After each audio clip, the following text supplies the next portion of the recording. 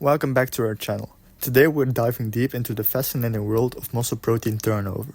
At the end of the video you will be able to understand and explain this complex scheme regarding muscle protein turnover. Alright, so what exactly is muscle protein turnover?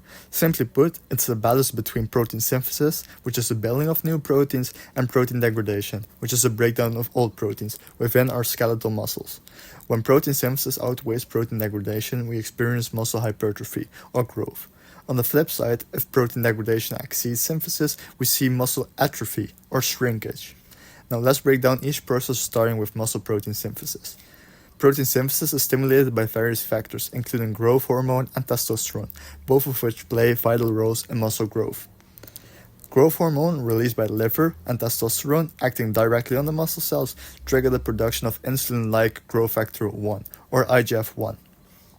IGF-1 binds to the receptors on the muscle cell membrane, initiating a signal cascade that ramps up protein synthesis.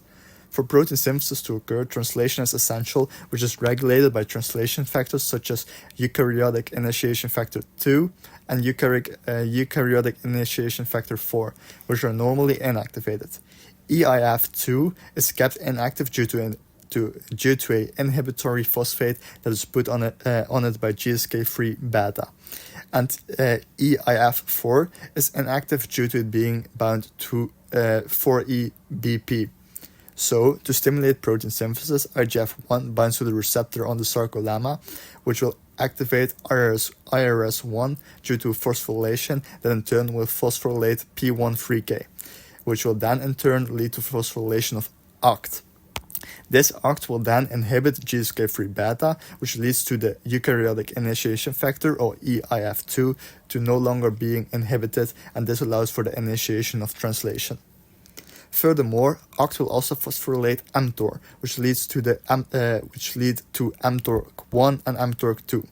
mTORC2 will have a positive feedback on OCT, whilst mTORC1 will put the inhibitory phosphate on the 4EBP, which leads to the disengagement of the eukaryotic initiation factor 4 and the 4EBP, and therefore also enables translation to occur.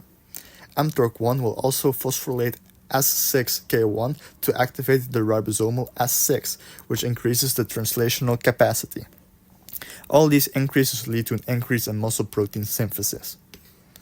Not only does IGF-1 stimulate mRNA translation, but it also activates satellite cells, leading to an addition of new myonuclei, crucial for muscle repair and growth.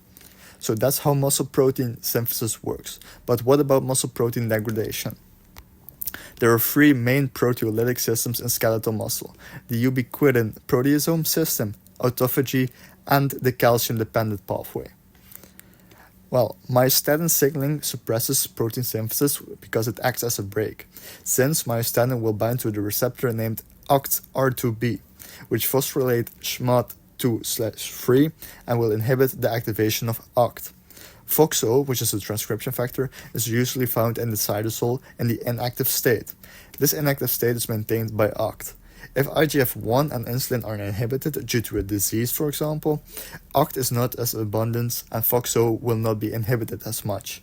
This causes it to translocate to the nucleus due to it losing its phosphorylation tag, where it will code for the ligases MERV1 and atrogen that promote the ubiquination of muscle protein. The ubiquitin proteasome system targets specific proteins for degradation, crucial for maintaining muscle function in response to changes in activity levels. Outside of the nucleus, FOXO has the ability to activate the autophagy lysosomal pathway. Autophagy, on the other hand, is a recycling mechanism activated during catabolic conditions, ensuring the breakdown and recycling of the cellular components. In cell biology, protein turnover refers to the replacement of all the proteins as they are broken down within the cell. Different types of proteins have different turnover rates. A balance between protein synthesis and protein degradation is required for good health and normal protein metabolism. More synthesis than breakdown indicates an anabolic state, which is referred to as hypertrophy, that will build lean tissues. More breakdown than synthesis indicates a catabolic state, or also referred to as atrophy, that burns lean tissue. So there you have it. Muscle protein turnover is a delicate balance between synthesis and degradation, crucial for maintaining muscle health and function. Thanks for tuning in. Don't forget to like, share, and subscribe for more fascinating insights into the world of health and fitness.